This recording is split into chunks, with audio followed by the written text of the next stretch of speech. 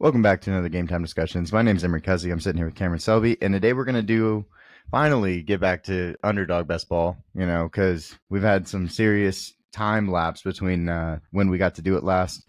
But yeah, so we're actually jumping into the draft right away. Let's see, where did we get put? We are the 11th pick in this one. So yeah, Underdog, some rule differences between DraftKings because we've been doing it so much, but I'll let Cam get into that mostly. Yeah, I mean, Underdog is obviously the sharpest in terms of like the most people are just pumping out. That's why there's constantly new contests. But we've been kind of staying away because recently the cheap ones that they've done, the cheapest was for a regular draft is $25, and it's like we want to wait until we kind of get some under our belt to start putting in the Best Ball Mania because that one's going to be available all season. And then they came out with Superflex, which love Superflex, but it's too early in the process. We'll probably maybe Mm-hmm. cover some Superflex next year, but it's way different strategy, and we just didn't want to cover that. And then now they finally opened up $4. We're like, that's perfect for us. So we're gonna get right into it. Looks like we got the 11th pick, fun range, but there's a lot of people kind of going some crazy different strategies compared to DraftKings. Right. Even though it's a half PPR, no bonuses, receivers seem to be going even earlier on Underdog than DraftKings, which is a little crazy. Some of the mid-tier running backs that you like, Josh Jacobs, Alvin Kamara, ETN, all those guys that can legitimately be top 5 upside at the position are falling into the 5th, 6th, 7th rounds. So it's really interesting, and it's really the strategies are a lot more, you know, all over the place compared Right. to DraftKings. Well, I was gonna say we might even decide, if you wanted to go robust, we could, because you can do like a Jameer Gibbs, JT, bring back on the first Like round. both the drafts I did this morning before this episode, Jameer Gibbs fell into the second round both times, Mm-hmm. and unfortunately couldn't grab him, but that doesn't ever happen in DraftKings. So we'll just kind of see how it falls. It looks like we're up in 2. Yeah. So we here looking here, it's been pretty consistent with what we've seen normally. I mean, you get Christian, Tyreek, CD, just a bunch of Usually the receivers. top 8 just go all in the first 8 in just some various order. Right. And then unless you see something crazy happen, we saw AJ Brown go So second overall in a draft I did, and we're it's up. just like they're crazy. Would you rather go Garrett Wilson or Jameer Gibbs here? Let's go with Jameer. Haven't got enough of Jameer Gibbs. Usually at the range that I'm at. So Mm-hmm. um, Oh, and we could go JT on the back end, like we yeah, said we can originally. just start off robust. Like I said, there's running backs kind of fall in these drafts. So Also, I saw that Kelsey's ADP, down at 38 versus 25. mhm. That's pretty cool. Just comparatively to what you see on DraftKings over here, there are some players that are a lot lower um, versus Yeah, regular ADP. a quarterback also. Like you can regularly see the first quarterback off the board the start of the 4th round, which Mm, to me is kind of crazy. right, Even though there's a lot of really solid options, like I just don't get Josh Allen, Jalen Hurts, Lamar, even Patrick Mahomes not going earlier when you have the ability to stack with the higher tier guys. right, of course. But again, you kind of got to play the field with where everybody's drafting. Just because we rank somebody 22nd doesn't mean you should take him in the second round. Hmm. That just means, hey, we value him higher. Somebody like a Stephon Diggs is somebody that we're higher than consensus on. But that doesn't mean that all the time, middle of the second round, you have to take him because he's the highest ranked player. Just kind of play the field and see where you're going with those kinds of things. Well, yeah, and I was, looking at this, we Saquon's behind JT on this one. On DraftKings, Saquon is 14, and I think JT's 16, so that's a disparity. It's just one of those things where you just, different site, you get these rankings out and stuff, and as you look at them, you're like, oh, okay, like where can I get, Hmm. a different grouping than I was on the other side, Right. which And I is fun. mean, plus, like you saw how like we had to kind of rush getting started because our draft failed just like that. It's 8 o'clock on a Saturday morning, and you know there's people ready to draft right then and there. So Yeah. a lot more, you know, volume of people here on this platform, which is fun. And it just kind of it's interesting because we could have two very different strategies on two different platforms, and Right. it could work out for both ways. Well, the activity on this platform is crazy because, they put out a $3 and that $3 filled and it was Hmm. gone. So we haven't been able to draft the cheaper contests with all. And then they put in this $4 and this $4 is already halfway full. Yeah. It's like, that's just It's crazy to like me. I love that they continually put out new contests, but I would like a little bit more fill to where maybe it can last 2 weeks, Right. you know, so that I don't have to play, Chihuahua 2 and, Yeah. only get 3 entries. Whereas, DraftKings, it really doesn't fill until all the way till late July, early August. Right. So Malik Neighbors going at 24 there, which is obviously too high, but for especially in this room, he's really risen. it's He's one of crazy to the me. highest risers that I've seen. We really like him, But not but that it's high. That's just crazy. That's round two, early round three for him is just kind of insane. I think a reasonable ceiling for him is just not nearly as high as it should be. right. Yeah, and I agree. And the thing is, like on this platform, I understand why he's higher because you don't get the necessarily get the bonuses, but you get the big play and the half PPR. That's kind of where you go. So you think about like a guy that's like a target hog or like Puka or someone like that, Devontae, but they only go 3 yards. You're not getting as many points for that, and that's why Malik Neighbors gets pushed up. DK Metcalf gets pushed up. Those types of guys. Let's go look at the board. I mean, Travis Etienne's all the way in. Mm-hmm. So Yeah, our it's our getting next pretty crazy. pick after we get the back to back is 59, which is way down here. Let's see who's at that That's range. usually, James Cook, maybe Rashad good White, quarterback, tight ends fall there. Kamara 73rd. That's crazy. Mhm. My goodness.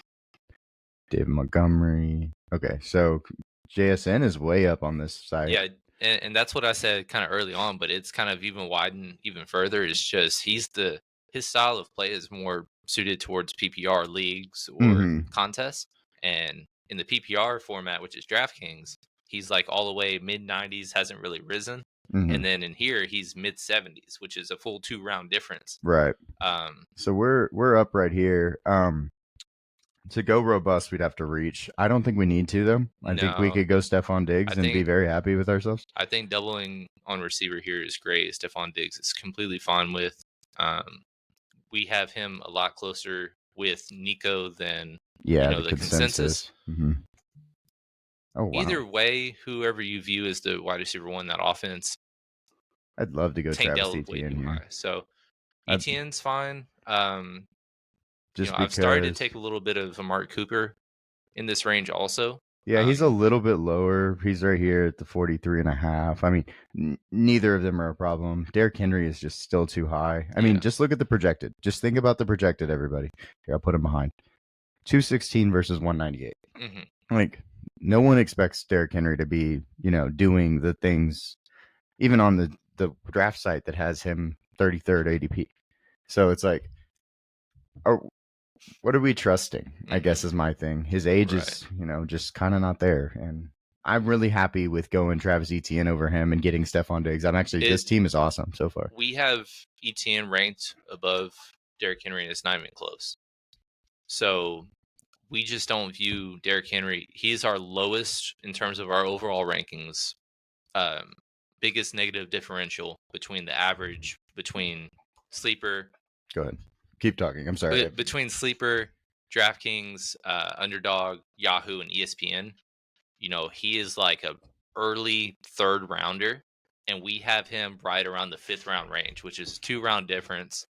And we just don't see the upside other than an inefficient relative season in terms of just either he's going to have 5 yards of carry, but like 12 to 15 carries a game, Right. or he's going to have a lot of carries, not a ton of yards, not a ton of targets, but then like 20 touchdowns. Mm-hmm. Those are his only two avenues of having success. And right now, being an RB8 overall is just not something I'm on board with at all. Well, yeah, and if you look at our rankings, we'll talk about our rankings later on. Of course, we'll have videos for that when it comes out. But right now, I think he's RB 15, 16, in that range. While Travis Etienne is one of our higher. Josh Jacobs is 9, 10. To me, Josh Jacobs is clearly the better option. He's going 2 to 3 rounds later, depending on what site you draft. In Underdog, both times today when I did a draft, um, he fell all the way to the 6th round. One time I got him, one time I had already invested in the position, so I didn't take him. But yeah, like those guys, Josh Jacobs has just as high, if not higher, upside. Right. In just as good of an offense, and I don't see the love for Derrick Henry. It's an on paper, it's in Madden, Right, of course. fit, Yeah, he'll be but realistically, from a statistical perspective, I'm just gonna have zero of Derrick Henry where he's going currently. right. And so I will say, looking at the draft right now, you have 1, 2, 3, 4, 5 teams right now that have no running backs. So they're going to be fighting for running backs here in a minute. Well, we already have. We're probably set for the next 6-7 rounds. Yeah, I don't even know if we'll touch one for a while. Yeah. So normally with a robust strategy, you want to have 4 in the first 5 or 6 picks. I don't even on Underdog. I don't even know that you need to do that. Yeah, exactly. Because of the fact of you get 18 picks rather than the 20.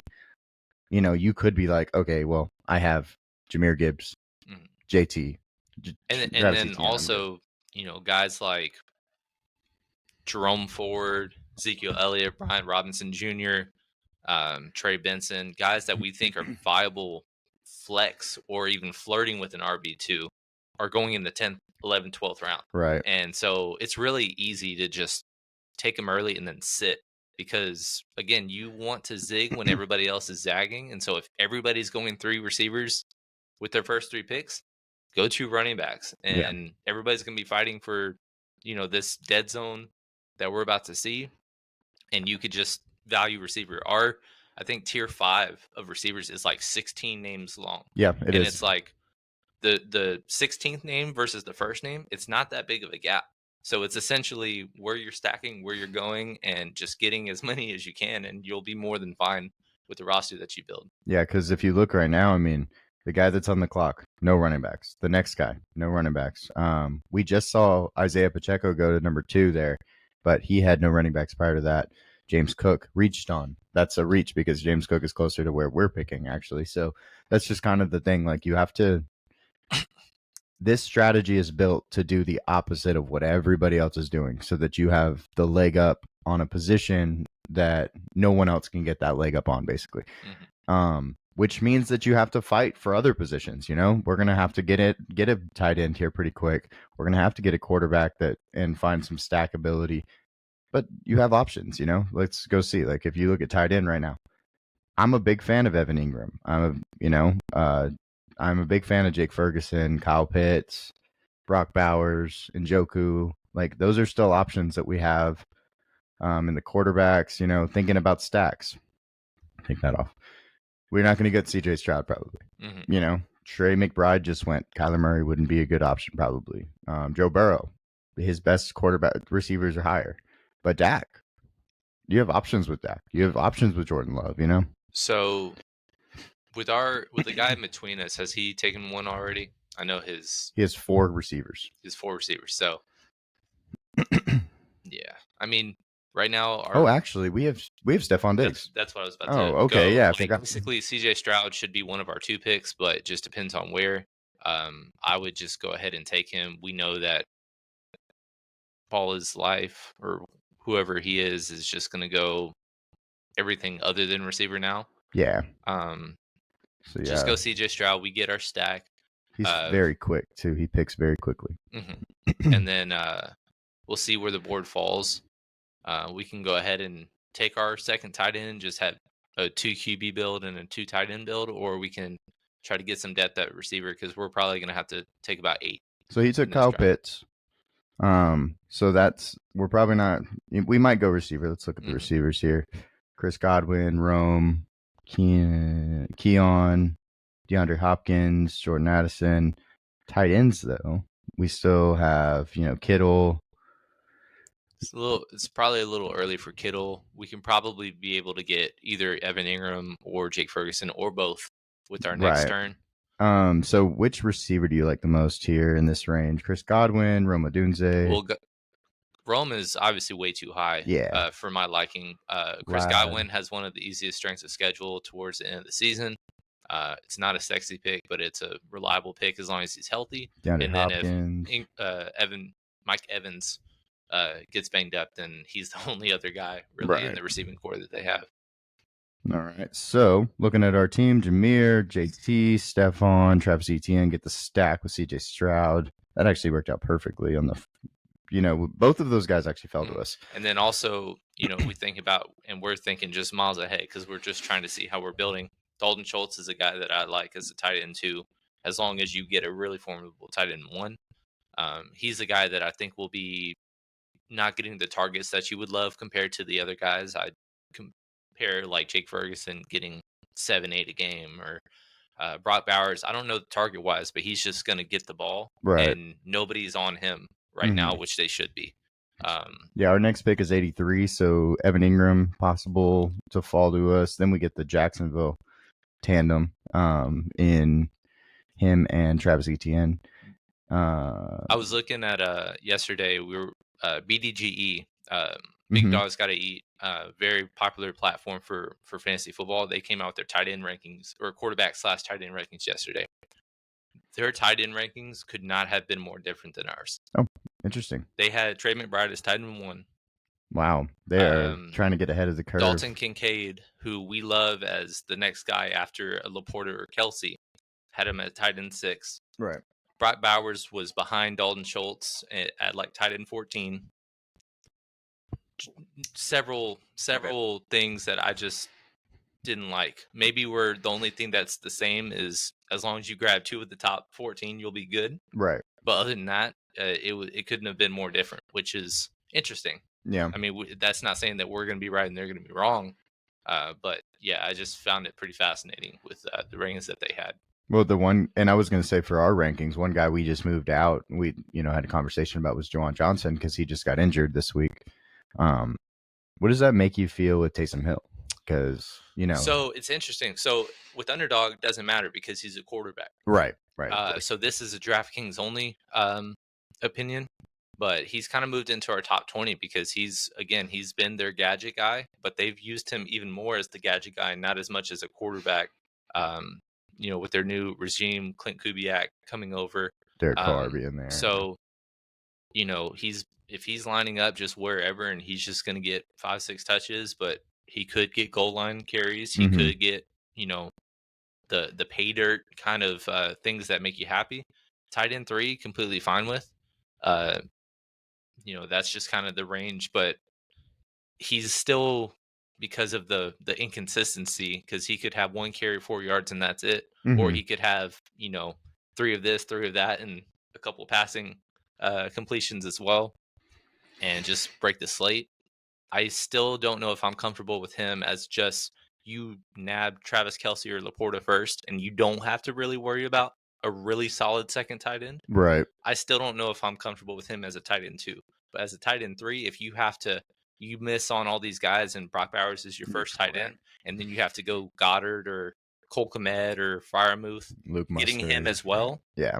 Then I'm like, okay, that 3 tight end room, fine. One of y'all is going to do well for me every single week. And I was going to say, tight end isn't necessarily very important on Underdog because, unless you're getting one of the top 5, you could basically punt 2-3 tight ends because you're just hoping, your guy can get 4 receptions for 40 yards, 50 yards, and a touchdown every other week. The main thing is just, Underdog, again, it's only an 18-round draft instead of a 20-round. So you have to make sure that your depth is solid at every single position if you are going to go 3 tight ends. Right. Because, again, it's not important. So usually, I don't know if I've done a 3 tight end draft with the regular, Underdog best ball. So, yeah. But it looks like we're coming up in about 2 picks. Let's see kind of the range where we're at. The guy before us, I'm not going to say, but oh, wow. JSN and Evan Ingram are still on the board. Jameson Williams. Which Wow. That's a typical thing on DraftKings, Well, but now we get to pick based on one of them, ADP, yeah, whichever one we like more. This guy here does no tight ends, so could be an Evan Ingram pick. I definitely want JSN. I know. I agree. And we might be able to get him based on the fact on the second go Yeah. around because the guy in the middle has 5 receivers, Wow. 1 tight end, and nothing So else. I'm gonna go with Evan Ingram. Like you're saying, we're trying to work this guy right here But again, because he Evan isn't Ingram should be there too because he's already taken a tight end. right. Either way, He's going running back, so mhm. we know that much. Which one are you more comfortable making sure we get? I guess. You know what? Actually, I saw some stupid things. Let's go with JSN first. Okay. Because I saw earlier today, I had a draft. I was the 11th pick also. Mm-hmm. The 10th pick went 6 receivers first. And then right after that went 5 running backs. We got them both. Don't worry about So, it. yeah, no matter what, we were probably going to get both. But I just doubted that he was going to take Ingram. Yeah, he picked Jalen Warren and Zach Moss. He skipped over Zamir. He skipped over Ramondre, Jonathan Brooks. Mm-hmm. Okay, that's a strategy, man. So I'm gonna ask you this because it's a little interesting because we 107. really like him. Zamir White. Mhm. I've seen some interesting comparisons of him to like this year's Alexander Madison of last year, where he's going 6th, 7th round, never really had a full workload, and there's not really much behind him. So by default, he's just there. Okay. Do you kind of feel the same way, or are you a little more secure about taking him because we do have a lot of him so far this year?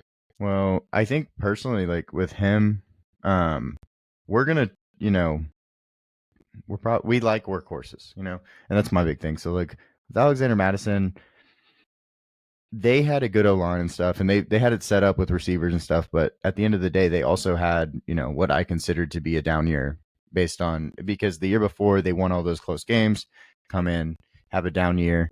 He wasn't ever productive. I agree, but you know I think with Zamir White, like he's a true running back. Like he's the style of running back. He's not going to catch the ball nearly as much.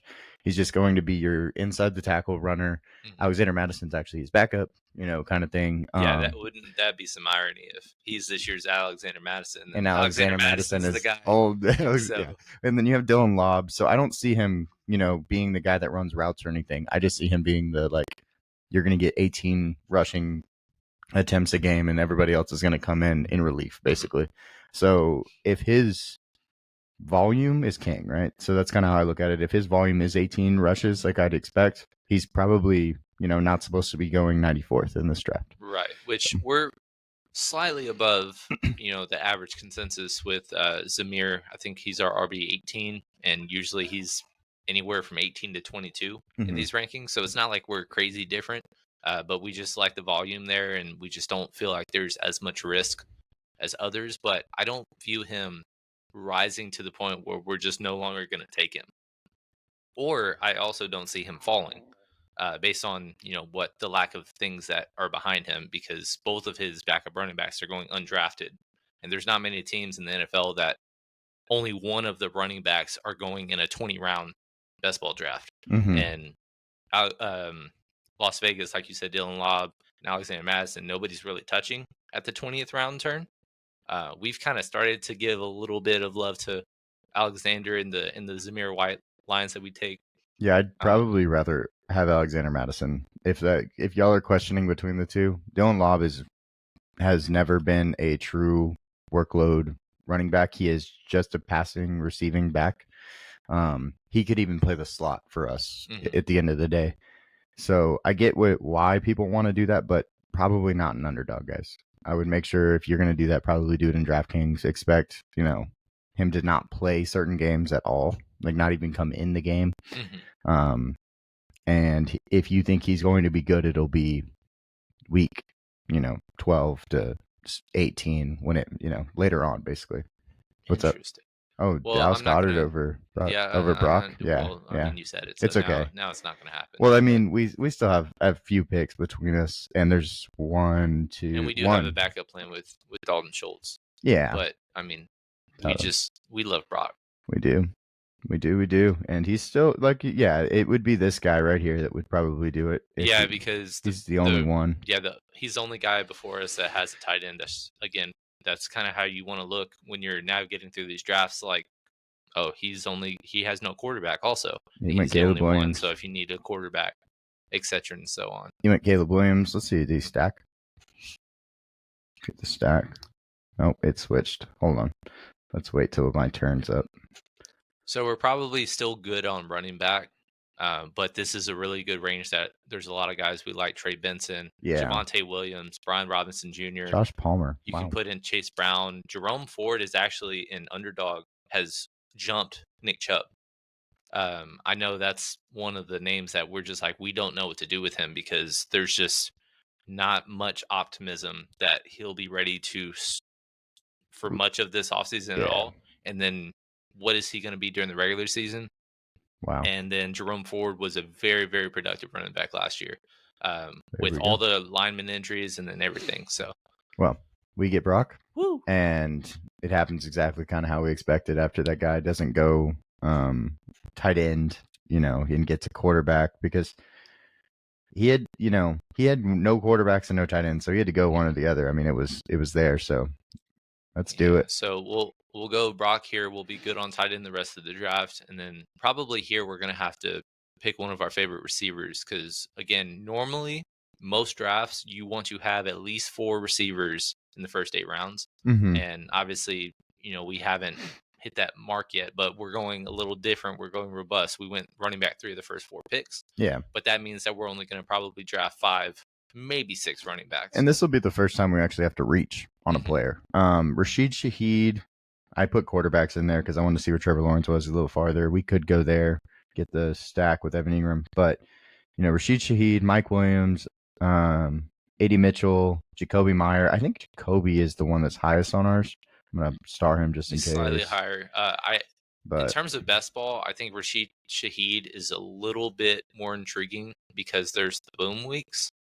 However, Myers would have the consistency, but going back to back Raiders would just kind of be make tough yeah, in an 18 round draft. yeah. But like I think that Jacoby has a high ceiling weeks. Also, I don't think that he just is especially with the not having Aiden O'Connell as our starting quarterback. Y'all have no idea how hard it was to watch at times. I love Aiden. I love the stash, but sometimes I'm just like, it was hard to watch that guy Mhm. play. So I don't think that going Jacoby was the worst thing. Shaheed is actually still going. Mike Williams went before him, which is something we're That's just not insane. doing at all. Um, Mike Williams is this year's just undraftable player. There's always one.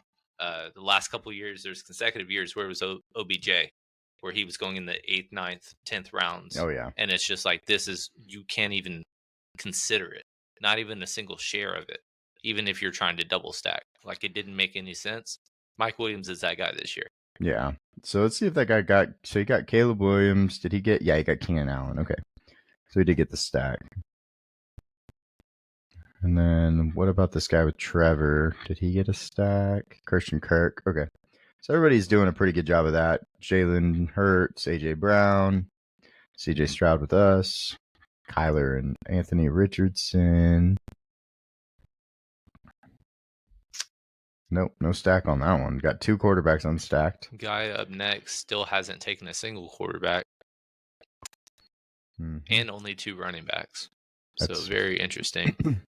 they brought Purdy. Make I wonder. Probably makes sense. Let's go see. Did they take Debo or Ayuk on the? They got George Kittle, Okay. and they did not get Debo or Ayuk. They went right before. Is Tua still on the board? Seems like it. Yes. I don't know if he had Tyreek Hill. I don't know why he didn't Go there instead. instead. But maybe he can on Yeah, the. there's Tua. Yeah. Well, actually, the first pick earlier, I think it was the 7-8 turn. They went back to back with Dak and Jordan Love. So maybe he was just like, I might be 8 able to get 9. both. Yeah, 8 8 9. 8 So 9. Mm-hmm. yeah, I don't know why I said 7-8. No, you're good. Yeah, but yeah, so he probably will get Tua also. Which is fine. Yeah, he needed quarterbacks. He got 2 of them. I mean, let's just settle down. But like he could do that, I guess. Josh Downs, In a redraft Josh strategy, I think it would be before. so hard to have a tandem of Purdy and Tua because Mhm, every week you don't know which week is going to be Purdy. When mhm. 49ers scored 40 points, but all of them are rushing touchdowns, and he's going Yeah. to have like 250 yards, but 0 touchdowns. Like that's kind of Jared Goff's problem. But there is no denying that Tua and Brock Purdy have 25-point upside on their boom weeks. So Mhm. getting both of them like he did was smart. He does get stacks of Kittle and Tyreek Hill. So he kind of salvaged a little bit with. I'll have to look at the rest of his team to see. Let's go check out our bye weeks, just so we were ahead of that before. So all our running backs are good, Mm-hmm. and we have 2 week 10 buys. Okay, 2 week 10. no Okay. worries, because we like week 12 anyways so much when we go drafting. Right. Week 10 and week 12 have, and I guess a little bit of week 14 have Yeah. been the hot spots. Let's see. Okay, so back over here. Here goes that Dalton Schultz. So we wouldn't have got him. So I'm glad we went with Brock, or got Yeah, we Brock. would have had to reach around early, which Trade. is fine. So again, we still have What do you think about the Josh Downs, AD Mitchell there? Josh Downs going before AD Mitchell. one, I don't like that. That's But weird. two, Indy is just such a hard team to confidently stack. Yeah, Um, right now, Anthony Richardson is going above guys like Joe Burrow, Dak, Kyler, he's like the and next to guy. me, he's Trey Lance with better hype right now, just because we don't know. Like Yeah, he didn't have a productive college career. He had 2 game sample size to where he had 2 18 to 20 point games, very solid. He got knocked out. yeah, rushing And right upside. now, to stack him with his first option, you got to invest Michael Pittman in the 3rd round, which is a little rich for our blood.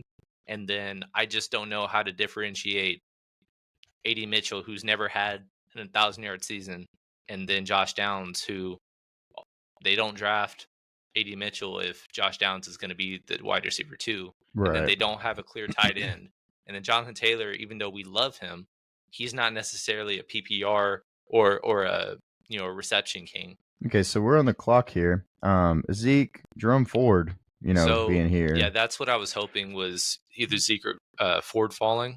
I'm probably more comfortable with Zeke, Okay. but I really, Jerome Ford is climbing. So, that's going to be a guy that, He's climbing a lot more on Underdog than he is DraftKings at the moment. But yeah, right now, like I said, he by default he went into touches, and they have multiple injuries on the offensive line last year. Nick Chubb went down, and he immediately the game that Chubb went down went for over 102 touchdowns. right. So he went out the gate and just took advantage of his role. And he's a good receiving back, which always is exciting. And But if for some reason Chubb isn't ready to start the year, he starts on the pup and he misses 4 to 6 weeks to start the year.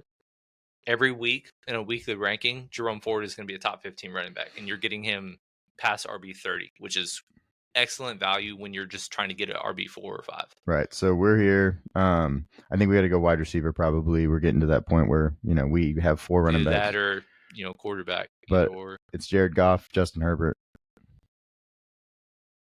Yeah, it's I'm tough. I'm gonna go Xavier Leggett because we like getting to him, That's fine. and then we'll get a Might quarterback have on to the get way a around. third quarterback Well, we have later C.J. on. Stroud. I know, but I still don't know with him if he's just worthy of being, a consensus top 5 quarterback. He is our 5th quarterback, but it's interesting. Yeah, so let's go check on what position we'll have next. We have 155 and 158. Let's go see who's in that range. I know Stafford's in that range. Deshaun Yeah. Watson. I've started to get a little more Deshaun. Right now, according to PFF, easiest strength of schedule for wide receivers this year is Cleveland, Mhm. despite having the toughest schedule, ironically, in football. So everybody with Cleveland right now is going at a reasonable price. It's just everything's uncomfortable. Other than I guess Njoku and Cooper, I feel are safe. Mhm. But Jerry Judy, if you put some stabs on him, he's a former 1st-round pick, Yeah. and he's gonna prove it. Yeah. He gets traded, and now he's off to Cleveland. Um, Deshaun's had multiple success with multiple guys, being fantasy relevant at a time. And they're all going at ranges where it's just like it doesn't feel uncomfortable Hmm. putting a wide receiver 6 tag on Jerry Judy, or Njoku's tight end 10 or 11. Amari Cooper's not even in the top 25 of receivers. Jerome Ford and Nick Chubb, whoever you like, isn't even in the top 30 running backs. It's really easy to get to Cleveland if you want to. And then pair that with Deshaun, who you can get in the 14th, 15th round. Right. So if you went an early quarterback like Josh Allen, Lamar, Jalen Hurts, you could stack that, wait, and then get Cleveland with the week 10 bye that is not that common with the guys that we've been targeting. One thing I'm kicking myself for a little bit is not going Justin Herbert and then trying to get Quentin Johnston on the next one. I thought about that. That's the only thing that I was like, Mm-hmm. But otherwise, I mean, Kendre Miller going way earlier than he's about 143, I think, ranked on here. Roman Wilson going before all the other receivers. That Jalen Polk, Ricky Pearsall, Jermaine Burton, who we're high on. Yeah, I'm surprised by that. Gabe Davis has an injury, but I don't think it's going to affect him. Obviously, it's so early. Yeah. His effect has just always been inconsistent, and now he has even more competition for targets than he did in Buffalo with a, at this point, less talented quarterback. So it's hard to trust him, especially when, based on his name value, he was going, in the 110s. Now he's kind of starting to drop a little bit. Makes it a little easier for Jacksonville doubles. But again, Kirk is going kind of right where we're at. Brian Thomas is going earlier than when we view him. Evan Ingram's reasonable. Etienne's reasonable.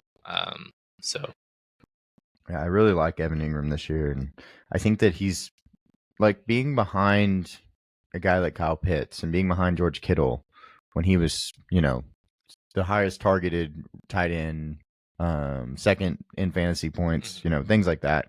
It's pretty surprising to me, honestly. Yeah. One of the biggest surprises when we come out with our tight end rankings is how low we have George Kittle.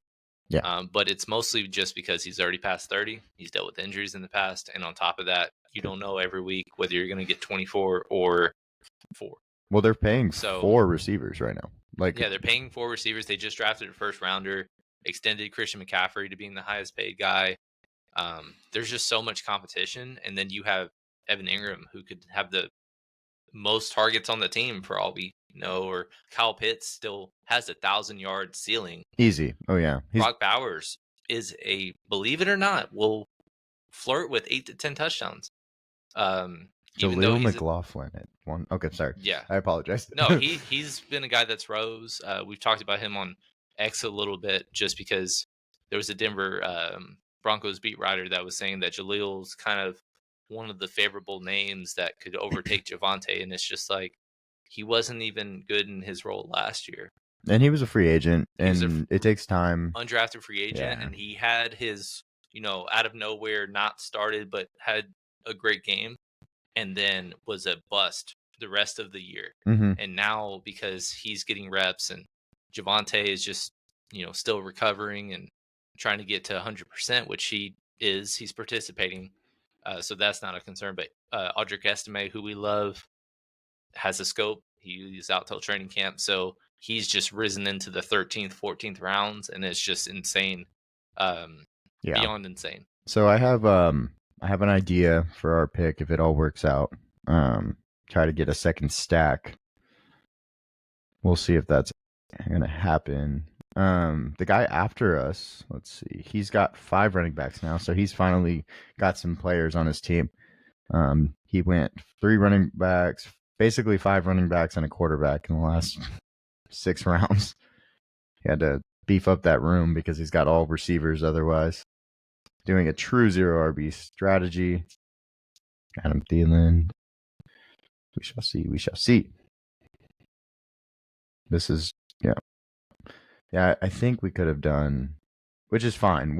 I'm okay with Xavier Legette. It would have ended up working out if we went with the Chargers secondary. Yeah, but we're gonna do a different one, which you can see on the screen. Hopefully, see what this guy here does, and then we'll get after it. Oh, yep, there it is. So I think Kirk Cousins and then going Darnell Mooney on the backside of it was That's something, really fun. isn't it? Yeah, that's what I was And then thinking. we can even do a double with One Rondell. exactly, and just get whoever number two will be there. Mhm. Well, Kyle Pitts will probably be number two, but you know what I mean. Now, are you comfortable with being a 2 QB build Mhm. with Kirk as the backup? Okay. Yeah, Because my idea was since we went double Raider, I think the 9-10 turn we could have with our last pick go with Gardner Minshew. it's fine. If we wanted to go that route, but I guess it'll just kind of depend because we still need to kind of go heavy Oh on my receiver. gosh, that was scary. So we Mhm. would not have gotten the Charger stack because the guy before us took two receivers. Well, I mean, we probably if we took Herbert, we would have taken Johnston on the first Mm-hmm. pick, so would have worked out. True. Yeah, absolutely. But yeah, getting back to back Atlanta here, having a week 12 bye. It's fun. I like it. If we end up just two QBs, that's fine. We already can be perfectly fine with the two tight end build. So now it's just running back, and which honestly, We only need one running back, we only really probably. need one. Or if we wanted to, one thing I did this morning when I kind of went heavy running back early was that for my fourth running back, I went both Khalil Herbert and Roshan Johnson. Mm. And we've talked about that before. You brought that up where you're getting both of them. And if we view something as a committee, that just kind of doubles your ability to have a productive, you Yeah. know, And for so basically for the Bears, you get three guys. Like we get 66% of them in that scenario, and mhm.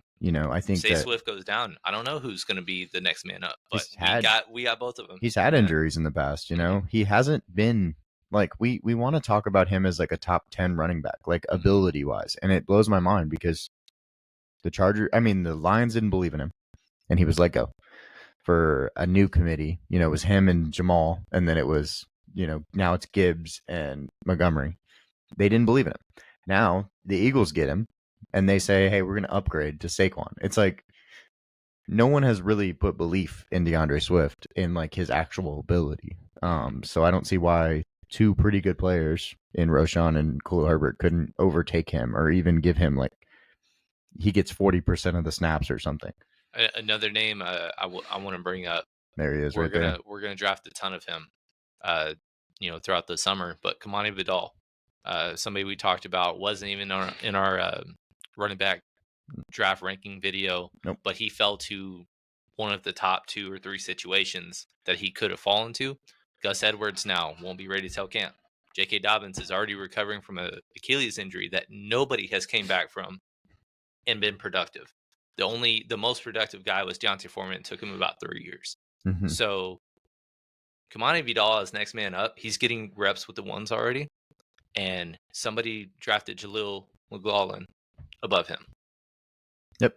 And I think Audric Estime is better than Julio McLaughlin. I think Samaje Perine Yeah. could be Either better. either way, You know, Denver isn't the situation where I'm just like I feel comfortable with they're going to be throwing the whoever. ball a lot. Mhm. And I feel more comfortable with the Chargers because of the fact that it's Jim Harbaugh, Mhm. too. And I saw a stat: Kamani Vidal, 94 forced missed tackles last Mhm. year. He was, That wasn't even close. Second place, I think, was you know Jonathan Brooks, which obviously he went even down. injury, yeah. So on a per game basis, they're very similar. But after that, It's you know, big drop off. yeah, big drop off. So we like him a lot, and he's starting to rise. He's somebody that M called out very early, and we've been early on, and he's going to be much higher on our running back rankings than most people because we're trying to point out the fact that we're early on this guy, and he's one of our stands in these later rounds. So Troy, he came out of Troy, right? And he had the second most yards from scrimmage or rushing yards this last year. Like, and that's of course compared to the next class of running backs, which is much better with Ollie Gordon and those guys.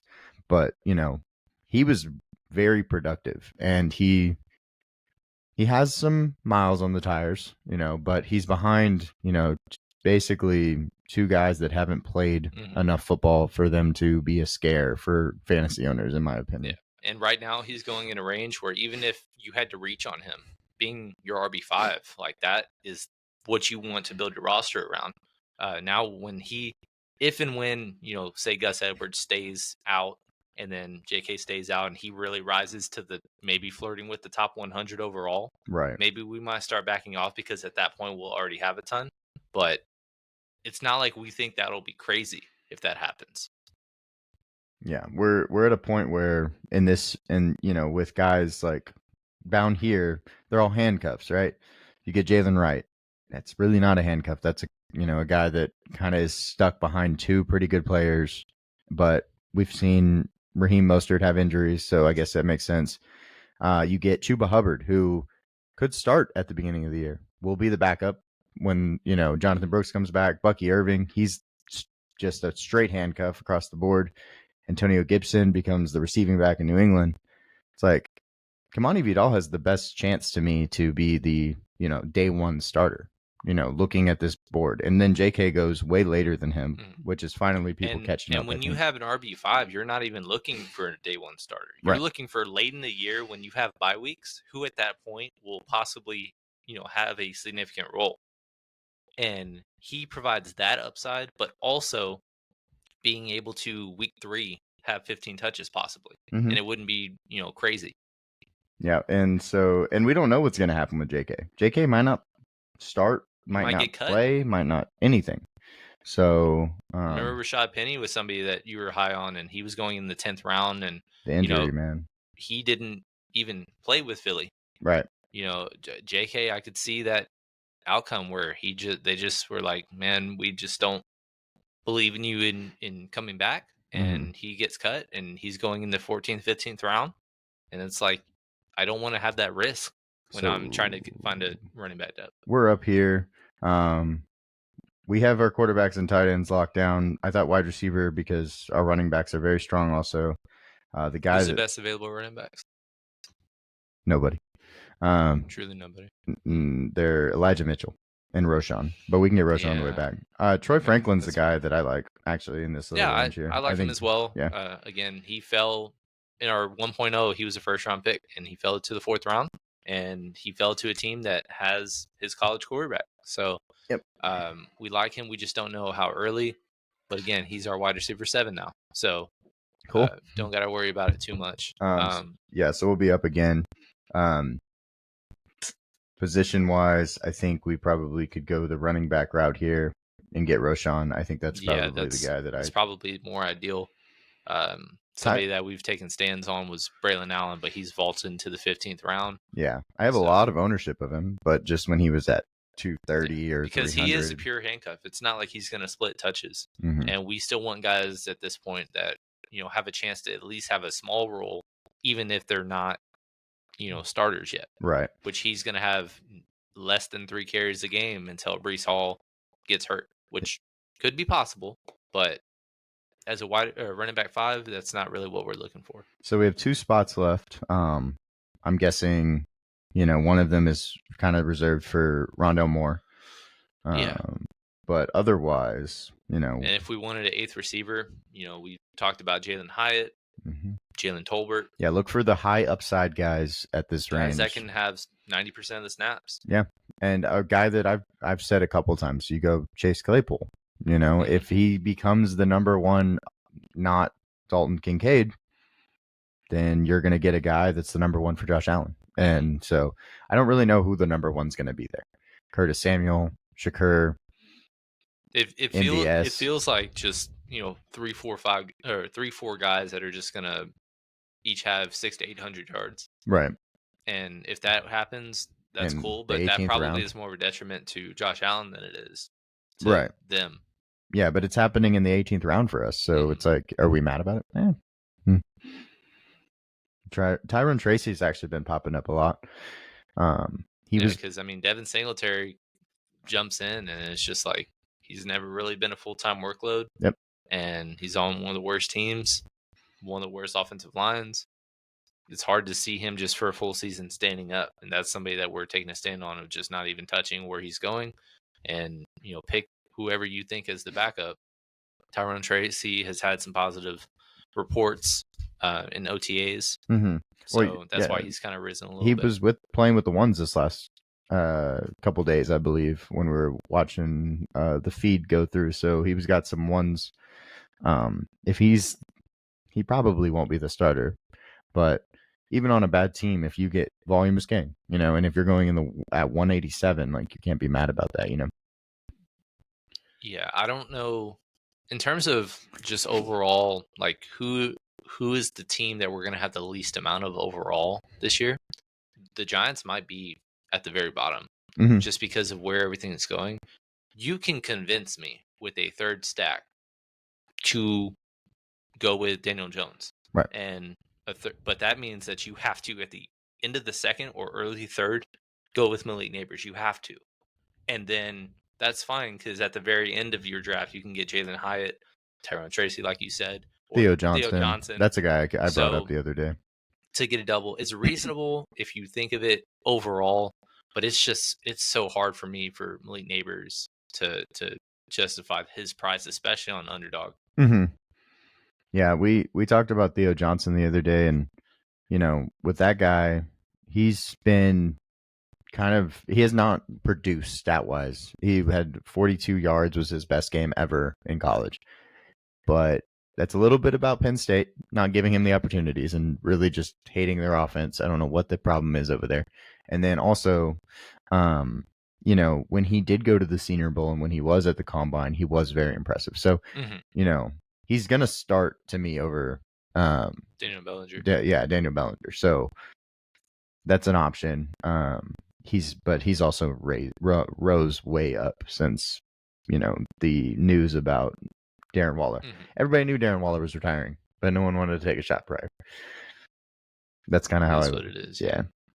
One guy that we don't talk about that I'm gonna just name drop for fun is we were really high on Braylon Allen.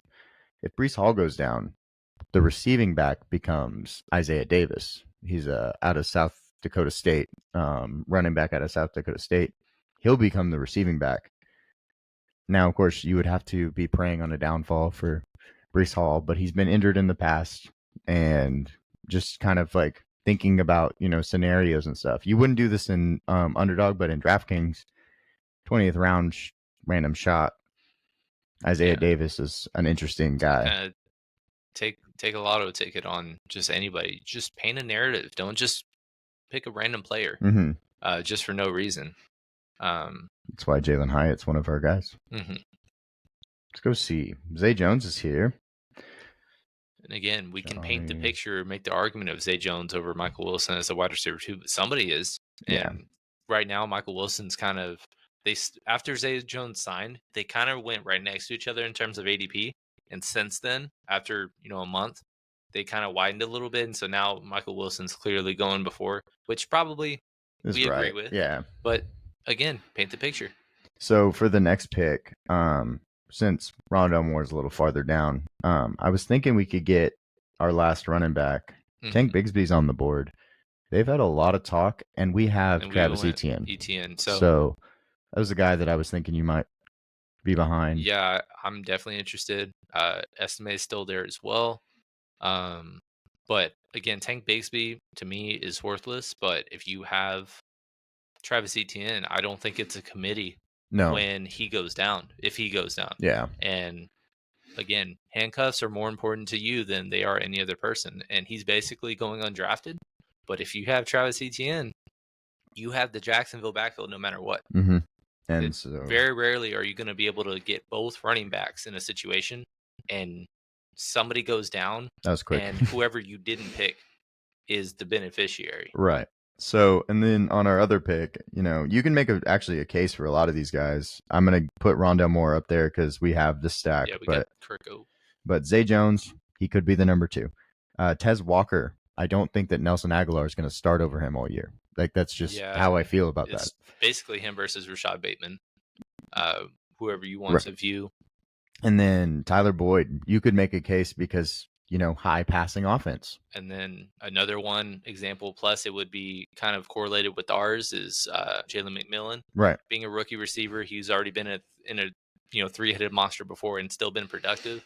And then both Mike Evans and Chris Godwin are the only guys, but they both have injury histories. Mm-hmm. So, and their tight end doesn't have a high volume of targets.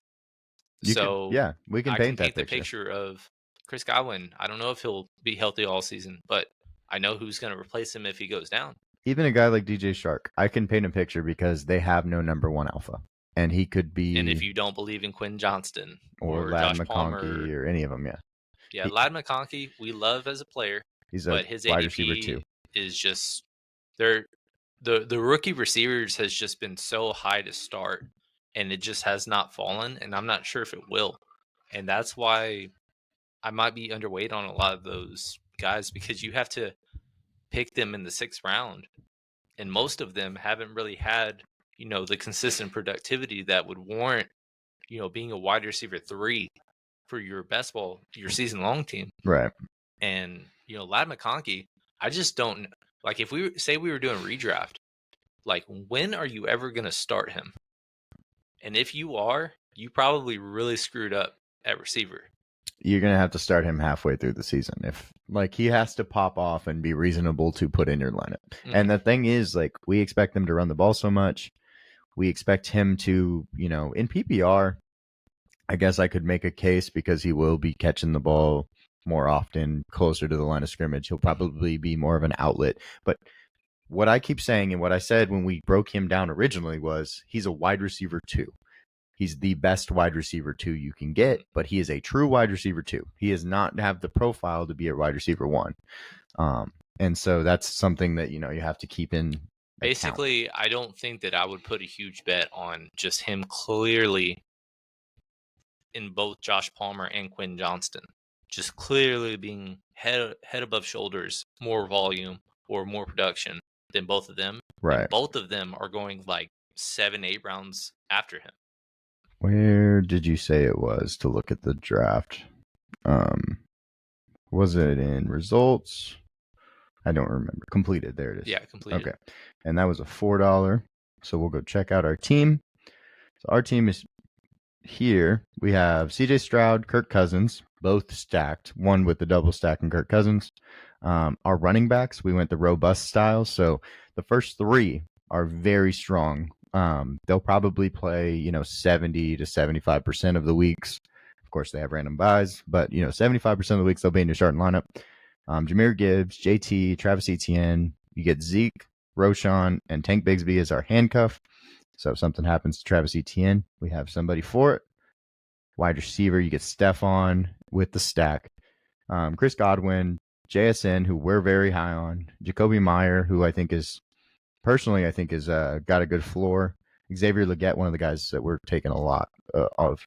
Darnell Mooney and Rondell Moore stack, and then Troy Franklin, another rookie who we're excited about. And then we get Evan Ingram and Brock Bowers as our tight ends. I think that that's an awesome tight end room. I'm pretty this is a pretty solid draft to me. Yeah, I think top end wise, I would feel a little more comfortable having a name above Stephon Diggs. But at the end of the day, we have some depth of guys that we like, and our running back room is elite. Our tight end room is elite, and I would say our quarterback room is above average just because we have a top 5 option that we correlated him with, and then Kirk Cousins, who, if he is healthy, he has been very good at just distributing the ball. The only thing I guess I would have a preference looking back is having some of his better options, but I'm not paying an early 2nd round pick for Drake London. Kyle Pitts is the only other true guy, and we missed on him by like one pick or 2. We missed on him, and it is what it is. But well balanced team, I like it, and hopefully that'll be the. Kyle Pitts went 1 pick before us, so hey, we were really close. What it is, man. But what are you gonna do? But yeah, so let me stop sharing so that's done. Okay, cool. And then we appreciate y'all being here and going through this draft with us. We're gonna do as many best ball drafts as we can, obviously, but starting Wednesday, June 19th, we're gonna do live streams for our best ball drafts. So this video should be out before that, but if it's not, we'll see you on Wednesday. I'll set up the live and everything for everybody to be ready for. But yeah, this is our robust strategy. It's the first one we've really done on the show, and it's actually pretty. I really enjoyed it. Normally you get 4 running backs, but I was pretty. 3 running backs here with Stephon Diggs I'm happy with that all day long. So right, yeah. Again, we appreciate you guys tuning in. Please like, comment, subscribe, do all those good things. Turn on those notification bells just so that you are aware anytime we're posting stuff, anytime that we're talking or discussing. we want y'all's input as well. The comments are kind of getting more consistent, which is awesome. We appreciate interacting with every one of you. We're getting close to 100 subs. Hopefully, we'll be there at least by the end of the week. But we've been getting some every single day, which is awesome. We have so much content to put out. Our rankings are done for our 1.0 rankings. So now we're going to shoot those and get those out to you within the next week or so. So that's exciting as well. That'll be a polarizing with some of the names that we have higher or even lower. We're taking stands, and whether we're right or wrong, like that's the way to do it in this kind of industry. So that's what we want to relate to you. Yep. And so we, we'll see y'all next time. We appreciate y'all being here. And like Cam said, like, comment, subscribe. Those really help the channel and build this community. So, but yeah, thank y'all so much.